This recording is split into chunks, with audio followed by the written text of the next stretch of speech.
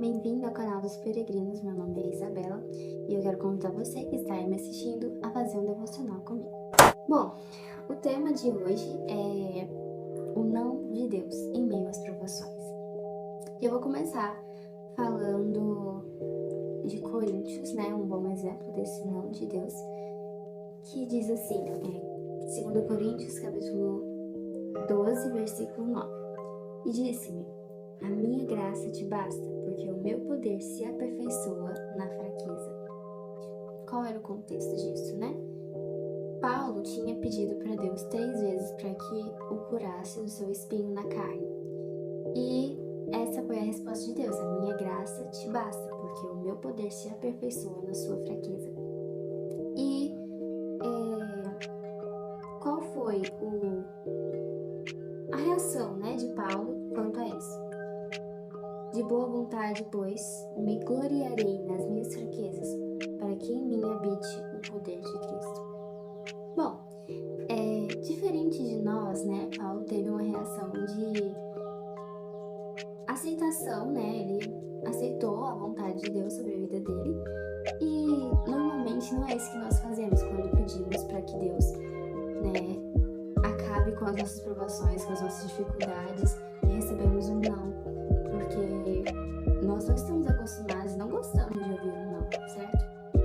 Mas por que Deus permite que passemos por tribulações ou provações? Isso a gente vai ver aqui em Romanos capítulo 5. Também nos alegramos ao enfrentar dificuldades e provações, pois sabemos que contribuem para desenvolvermos perseverança, e a perseverança produz caráter aprovado, e o caráter aprovado fortalece nossa esperança. Bom, então já sabemos que o não de Deus tem um propósito, né? Sempre vem acompanhado de um propósito. E nesse caso aqui, que está escrito em Romanos, o propósito é para que nós sejamos transformados, né? Mas onde está a misericórdia e o amor de Deus em meio a tudo isso, né? Porque quando a gente está passando por dificuldades, provações e nada muda, né? Nós ficamos pensando assim: cadê a misericórdia de Deus, o amor, né? De Deus que eles tanto falam? E isso a gente vai ver aqui em Romanos capítulo 8, versículo 36. O anterior era Romanos capítulo 5, versículo 3 e 4. Esse aqui é Romanos capítulo 8, versículo 32, e fala: aquele que nem mesmo a seu próprio filho poupou, antes o entregou por todos nós, como não nos dará também com ele todas as coisas?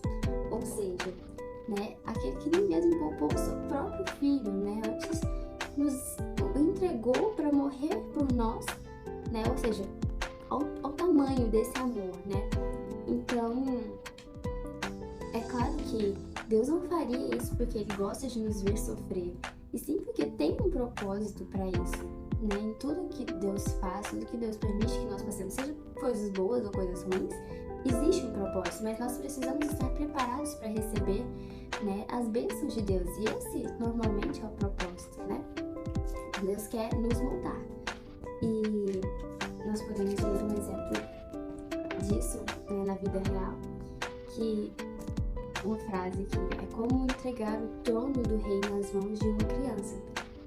Ela não saberia administrar, não porque não nasceu para ocupar o cargo, mas porque ainda não sabe lidar com tamanho poder e autoridade. E é isso que Deus quer para nós. Deus quer nos mostrar a glória dele, Deus quer nos dar poder, autoridade, mas nós precisamos estar preparados para receber essas coisas, essas bênçãos que Deus quer nos entregar. E nós não queremos passar pelo processo, e o processo é necessário, Deus sabe disso. Apesar de não gostar de ver a gente sofrer, porque nos ama, Ele prefere ver a gente sofrer do que perder a gente, né? Mesmo sendo tão falhos, mesmo sendo pecadores, Deus nos ama muito, e por isso Ele permite que nós passemos por dificuldades. Então, ao invés de você reclamar, ao invés de você murmurar quando as coisas estiverem difíceis, tenta olhar, né, com outra mentalidade, né? Que é, eu preciso passar por isso, porque com certeza existe um propósito nisso. Seja para que eu seja moldada ou para que outras pessoas futuramente sejam alcançadas, porque é possível enxergar a paz que excede todo entendimento nas pessoas que servem a Jesus, e isso é visível tanto de dentro quanto de fora, e tudo é para a glória de Deus. Então, que tal vermos isso com mais alegria, estarmos felizes porque nós somos salvos? Essa é a nossa esperança, né? E as nossas provações produzem perseverança, depois o caráter aprovado, e depois a esperança. E nós vivemos essa esperança em Deus. Então, viva com essa esperança. Deus disse não para você. Ele sabe o que Ele está fazendo. Os planos dele estão acima dos nossos, ok? Então, eu oro para que Deus te abençoe, para que essa palavra tenha falado com você de alguma forma, e que nós sejamos diferentes, que nós sejamos transformados, sem murmurar, certo?